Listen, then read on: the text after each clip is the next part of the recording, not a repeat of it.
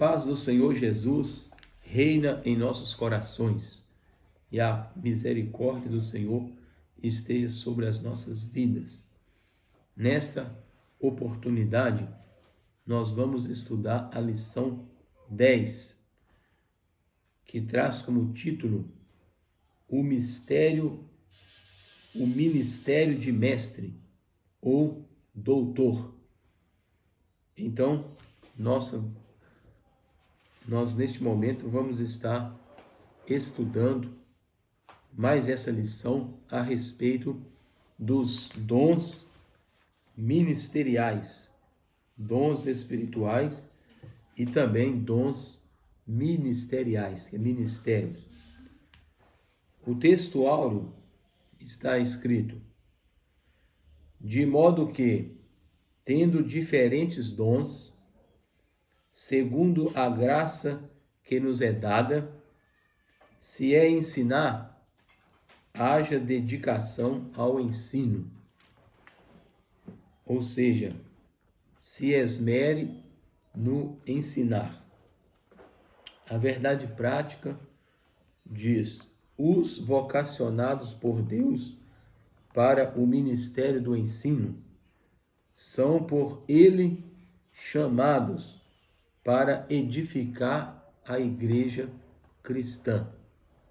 Então, o propósito do dom de mestre é aperfeiçoar os santos, conforme diz a palavra de Deus em Efésios capítulo 4, versículo 12, tendo em vista o aperfeiçoamento dos santos para o cumprimento do ministério que cada um recebeu do Senhor Jesus. A leitura bíblica em classe está em Mateus capítulo 7, 28 e 29, Atos capítulo 3, versículo 1, Romanos capítulo 12, versículos 6 e 7 e Tiago capítulo 3. Passemos à leitura. E aconteceu que, concluindo Jesus esse discurso, a multidão se admirou da sua doutrina, porquanto os ensinava com autoridade e não como os escribas. Na igreja que estava em Antioquia, havia alguns profetas e mestres, a saber, Barnabé, Simeão, chamado Níger, e Lúcio, Cirineu, e Manaém, que fora criado com Herodes, o tetrarca, uma província, e Saulo. Romanos 12. De modo que, tendo diferentes dons, segundo a graça que nos é dada, se é profecia, seja ela segundo a medida da fé. Se é ministério, seja em ministrar. Se é ensinar, haja dedicação ao ensino. Tiago 3. Meus irmãos, muitos de vós não sejam mestres, sabendo que receberemos mais duro juízo, ou seremos julgados com maior rigor. O objetivo geral da lição diz retratar a missão do ministério de mestre ou doutor. Na Bíblia corrigida de Almeida, versão corrigida traz doutor.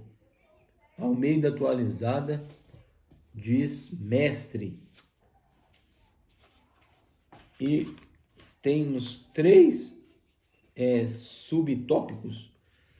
Primeiro, apresentar que Jesus, o mestre da Galileia, é o mestre por excelência. Então Jesus também, todos nós sabemos disso, que ele foi o maior mestre da história da humanidade. Ele foi chamado 45 vezes de mestre durante o seu ministério, que era também um ministério de ensino, de pregação. Haja vista que nós temos cerca de 40 parábolas que Jesus contou, e nela está então o ensino de Jesus através das parábolas que ele contava para as multidões. Segundo subtópico, identificar a ordem de Jesus aos seus discípulos para ensinar a igreja do primeiro século. O Jesus que disse, ide pregai, também disse, ide e ensinai. Então, é a missão de ensinar. Fazia parte do ministério de Jesus, o mestre da Galileia. Ele é o mestre por excelência.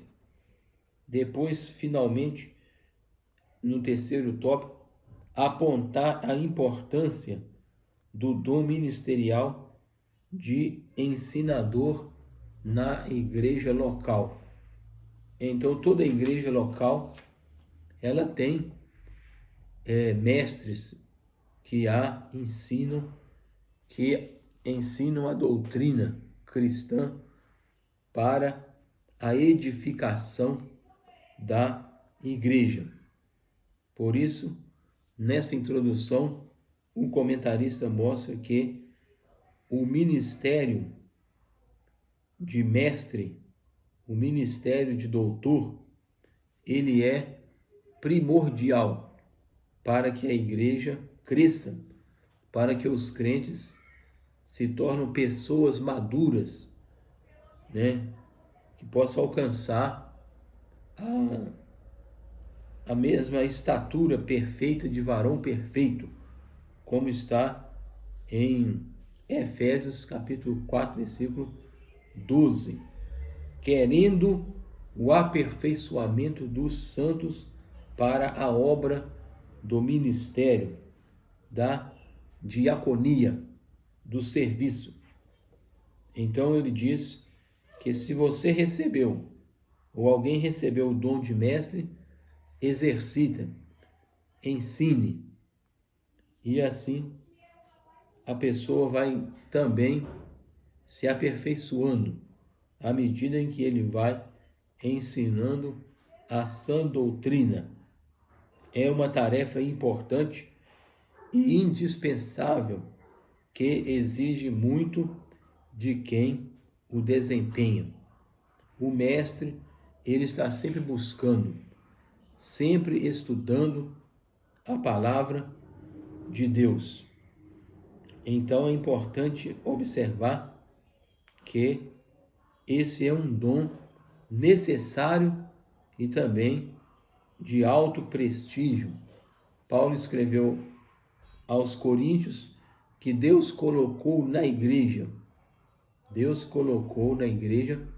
primeiramente os apóstolos, em segundo lugar os profetas e em terceiro lugar os mestres ou doutores da palavra de Deus. Primeiro ponto aqui que nós temos na lição é Jesus, o mestre por excelência. Nós já falamos um pouco a respeito de Jesus como o mestre por excelência. Então Jesus, a Bíblia diz que ele ensinava, percorria Jesus toda a Galileia, ensinando nas suas sinagogas e pregando o evangelho do reino. Observa isso, que ele ensinava, que ele pregava e também curava os enfermos que eram trazidos até ele. Então, Jesus ele não perdia oportunidade. Ele ensinava as multidões a palavra de Deus. A Bíblia diz que a multidão o apertava para ouvir a palavra de Deus. Em Lucas capítulo 5, versículo 1, que as multidões, elas apertavam a Jesus para ouvir a pregação, o ensino, porque ele ensinava com autoridade e não como os escribas. Diferente dos escribas, ele ensinava como quem tinha autoridade, ou como quem tem autoridade. Então, a verdade, ela emanava da pessoa de Jesus. Os que o ouviam só tinham duas opções: amá-lo ou rejeitá-lo ou odiá-lo. Então Jesus, ele transformava a consciência do acomodado e aquietava o coração do perturbado. Então Jesus, ele é o mestre por excelência. Como eu já disse, grande parte dos ensinamentos de Jesus estão nas parábolas que ele contava. Parábolas a respeito do reino de Deus. Segundo ponto, o mestre divino. Jesus, além de ser humano, nós sabemos que ele também era 100% homem e 100% Deus. E ele, como sendo o mestre divino, não há falha no seu ensino. A sua doutrina é a sã doutrina, como Paulo diz nas suas cartas, a sã doutrina, a doutrina sadia. Em visita a Jesus, Nicodemos, ele que era mestre em Israel, ele foi ter com Jesus à noite. E ele disse para Jesus: ninguém pode fazer esses sinais que tu fazes se Deus não for com ele. Ninguém pode operar esses sinais que tu fazes, a não ser que seja pelo poder de Deus. Nicodemos reconheceu que Jesus, ele é um mestre vindo da parte de Deus, não por ele mesmo, mas veio pela palavra de Deus, pelo dom de Deus. Terceiro ponto, o mestre da humildade. Então Jesus, ele é o mestre da humildade. Então nós estamos falando a respeito de Jesus sendo o mestre da humildade. Quando nós falamos sobre esse assunto, Jesus como mestre humilde, nós sempre lembramos daquela cena do lava-pés, quando Jesus lavou os pés dos apóstolos, e que o apóstolo Pedro disse: você vai me lavar a mim? Não, de maneira nenhuma. Então Pedro não quis aceitar. Jesus então disse para ele: se eu não te lavar, tu não tem partes comigo. Então Pedro disse: então, Senhor, pode me dar um banho completo, da cabeça até os pés, porque eu quero ter parte contigo. Então Jesus, ele fez o trabalho de escravo, porque eram os escravos que lavavam os pés dos seus senhores quando eles chegavam do mercado. Então, Jesus pegou a bacia e a toalha. É o símbolo da humildade. A bacia para pôr a água e a toalha para cingir e também enxugar os pés com a toalha.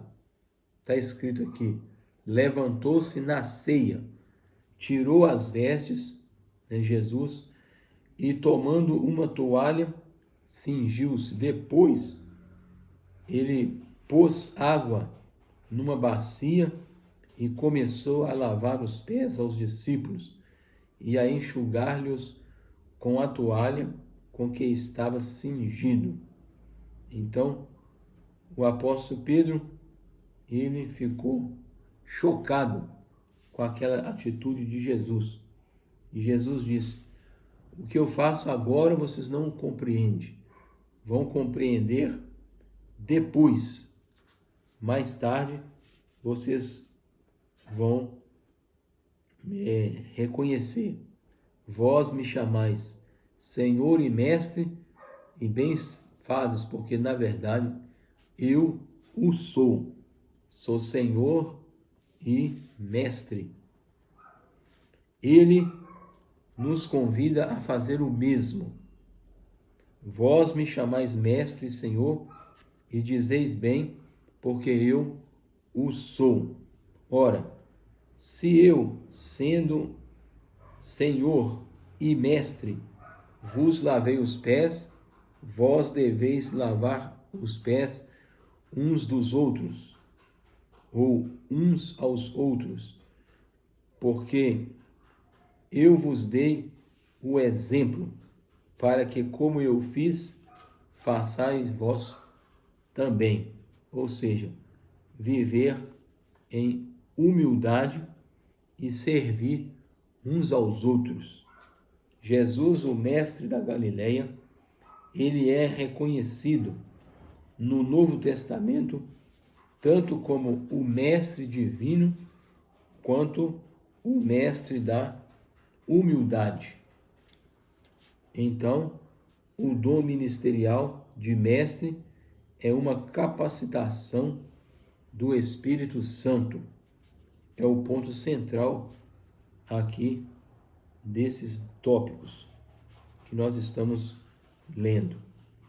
Segundo ponto, mostra que o ensino das Escrituras na igreja no primeiro século, o ensino das Escrituras na igreja primitiva, na primeira igreja, uma ordem de Jesus. Primeiro ponto, é bom lembrar que o ensino foi uma ordem dada por Jesus na grande comissão. O que é a grande comissão? É exatamente pregar o evangelho, ensinar todas as nações, fazer discípulos de todas as nações, batizando-as em nome do Pai, do Filho e do Espírito Santo, e ensinando a elas a guardar todas as coisas que vos tenho ordenado. E eis que eu estou convosco todos os dias, até a consumação dos séculos ou dos tempos.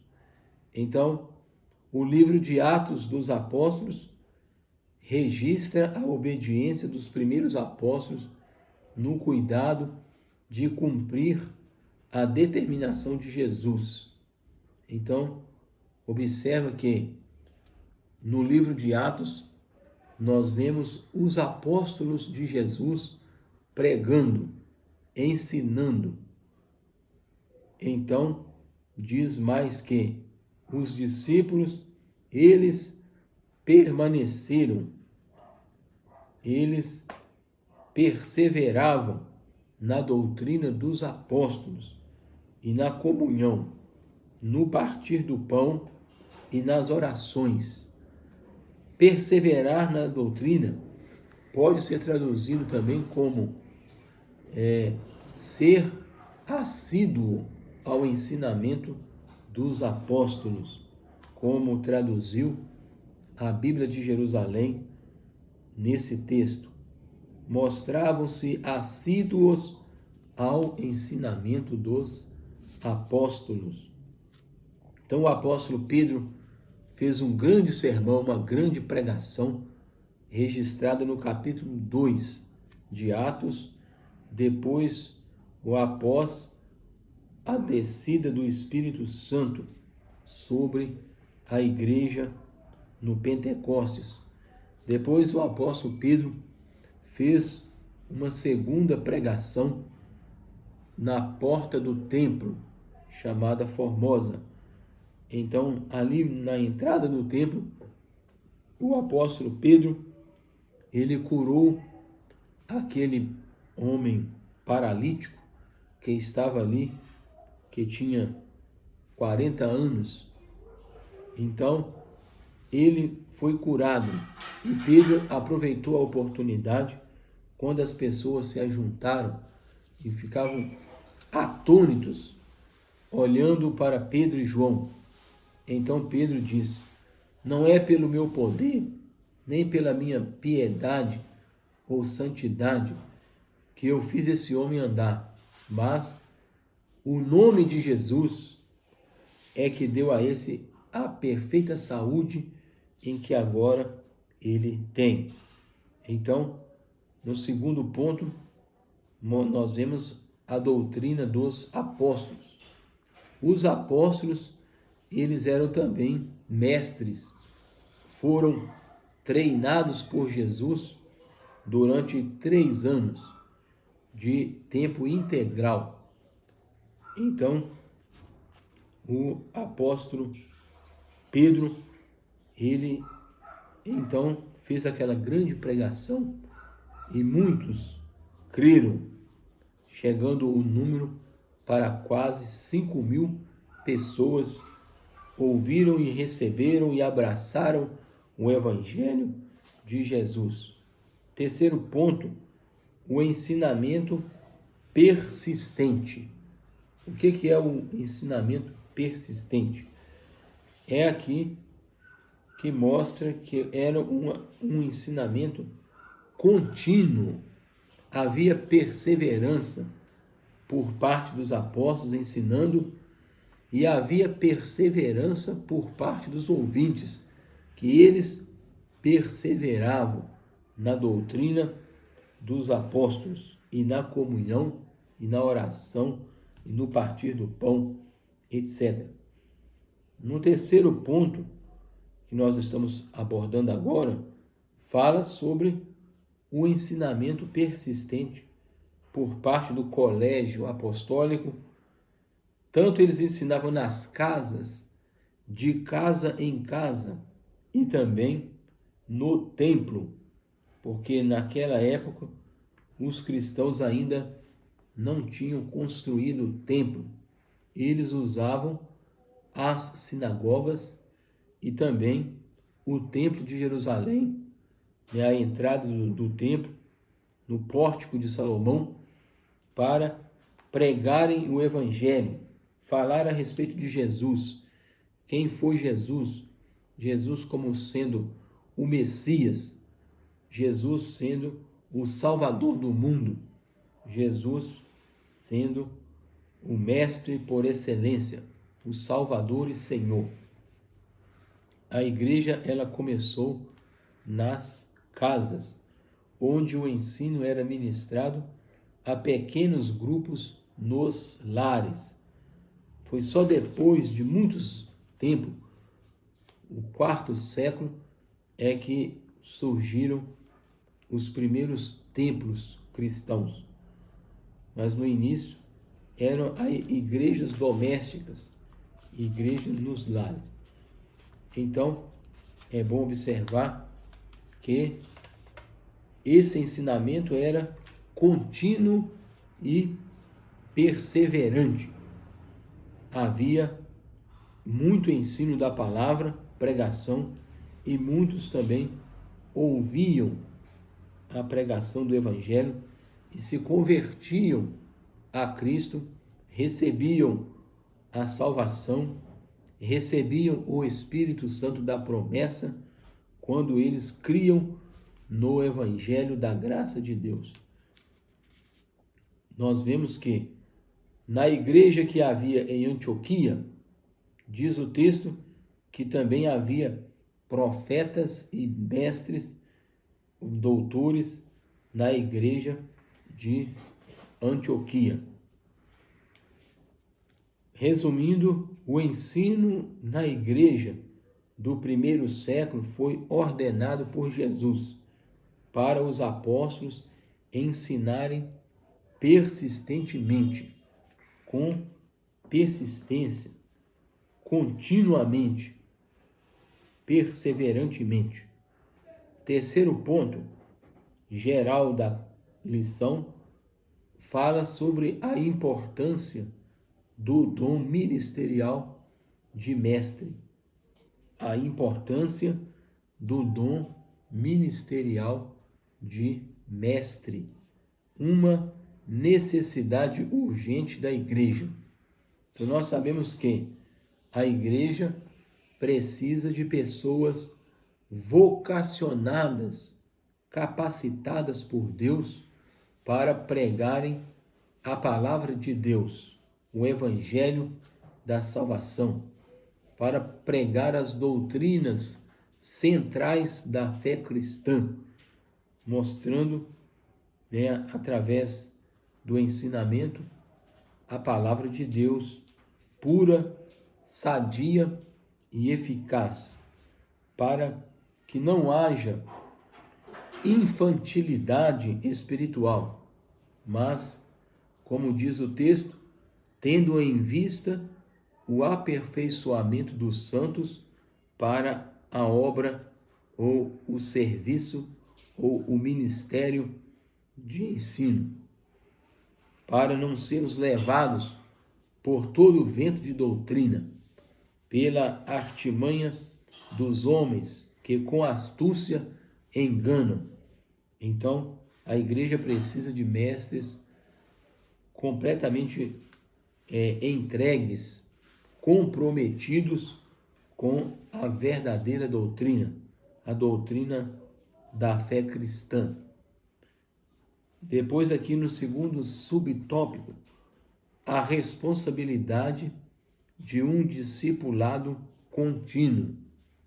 Então, é necessário que haja ensino constantemente, não só para os neófitos, os crentes recém-nascidos, recém-plantados, não somente para eles, mas é um ensino contínuo. Os crentes, de um modo geral, todos necessitam de ensinamento, de doutrina, para que possam crescer na graça e no conhecimento de nosso Senhor Jesus Cristo. Isto é importante e a Bíblia mostra em Efésios capítulo 4, 14, que nós acabamos de citar, que o propósito do dom de mestre é para edificação, para maturidade do povo de Deus, para que cada um alcance a estatura de varão perfeito, ou seja, de pessoa madura, através do ensino da palavra de Deus para nossas vidas. Então, é uma responsabilidade de um discipulado contínuo para que haja crescimento, para que haja maturidade espiritual e nós alcancemos a medida da pessoa de Cristo, da estatura de Cristo, Jesus. Terceiro ponto, aqui do terceiro tópico geral, fala a respeito dos requisitos necessários ao mestre. Requisitos necessários ao ministério de mestre ou doutor. Letra A, um salvo em Cristo. A primeira exigência ou o primeiro requisito é que ele seja salvo, que experimentou a salvação em Jesus. Então, o mestre cristão precisa ser, primeiramente, um salvo em Cristo Jesus. Na segunda parte, ou letra B, o hábito de ler também é fundamental para o ministério do mestre, ele ter o hábito de ler. Primeiramente, ler as Escrituras, ler a Bíblia Sagrada e também ler o jornal da cidade ou ser atualizado. O ministério de mestre, ele é um ministério pesado, de alta responsabilidade. Por quê? Porque o mestre precisa subir ao púlpito com a Bíblia na mão, com a Bíblia em uma mão e o jornal na outra mão. Como dizia Calbart, que o pregador deve ler a Bíblia, ter a palavra numa mão e a notícia do jornal na outra mão. Paulo, ele disse que enquanto na sua ausência, Timóteo se dedicasse à leitura pública das Escrituras. Paulo disse isso para Timóteo: até que eu vá, aplica-te à leitura pública das Escrituras. Depois ele disse também: traze para mim os livros, principalmente os pergaminhos e a capa que eu deixei em Troade, na casa de Carpo. Trazem para mim, porque eu preciso ler, preciso estudar e examinar cuidadosamente as Escrituras para o meu crescimento de Paulo, e também para o crescimento daqueles que ouvem o Evangelho. Foi o que Paulo disse também para Timóteo: persevera nessas coisas, porque fazendo isso salvarás tanto a ti como também os que te ouvem.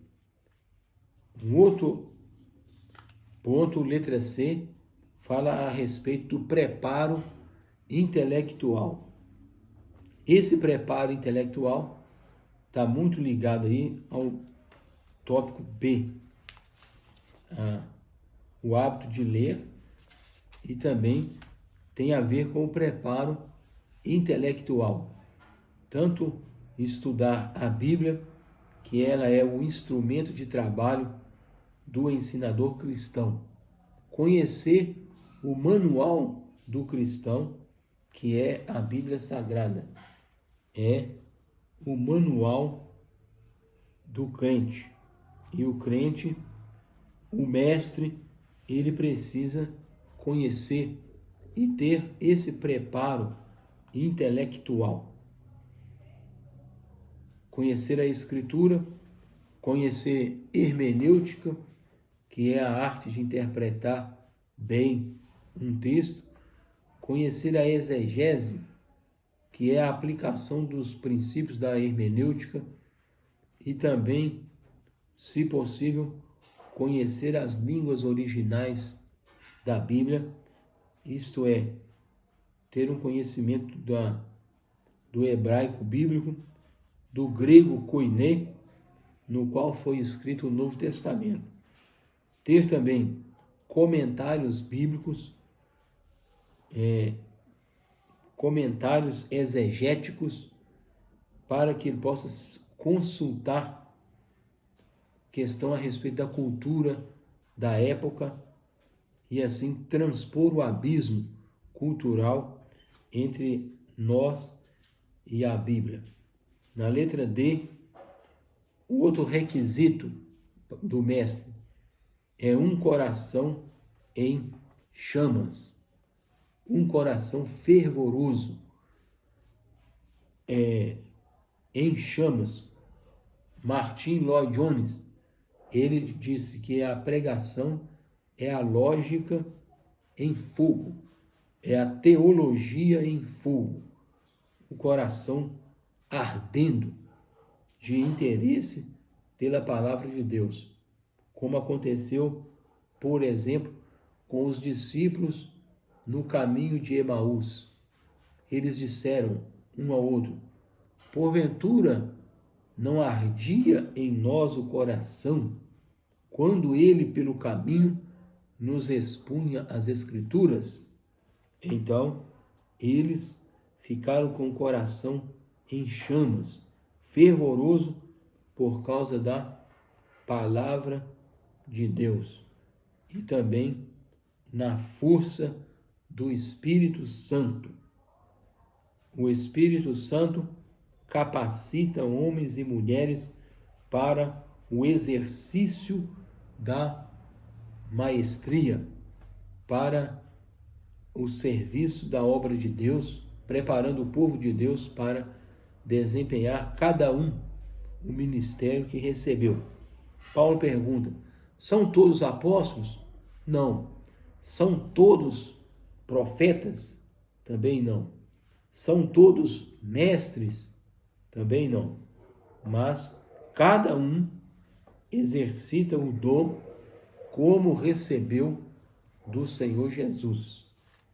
Então, é importante ser fervoroso de espírito, assim como Apolo. O Apolo, no livro de Atos dos Apóstolos, fala que ele era poderoso nas Escrituras e ele pregava com muita sabedoria e autoridade.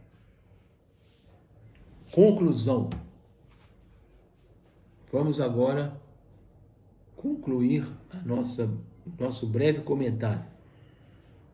É preciso desfazer a ideia propagada ao longo de décadas acerca do preparo intelectual do crente. Muitas pessoas elas interpretam erroneamente o texto que Paulo diz: a letra mata, mas o Espírito vivifica. Como se Paulo estivesse dizendo que não é necessário o crescimento, o estudo. A letra mata, que Paulo está dizendo, é a lei de Moisés. Quem não obedece à lei era morto. Por isso Paulo disse: a letra mata, mas o Espírito Santo, ele fortalece, vivifica. Isso lá está em 1 Coríntios capítulo 3. Não é verdade que necessariamente ele esfriará na fé se estudar. Se fosse assim, o próprio Paulo, ele estaria em grande situação, uma situação difícil, porque ele era intelectualmente preparado. Alguns dizem que ele foi o apóstolo mais bem preparado para a sua missão. Então, o próprio Paulo orienta a Timóteo para que ele fosse um mestre, para que aquilo que ele recebeu de Paulo, ele transmitia para outros, para testemunhas fiéis, que sejam idôneas para pregar para os outros.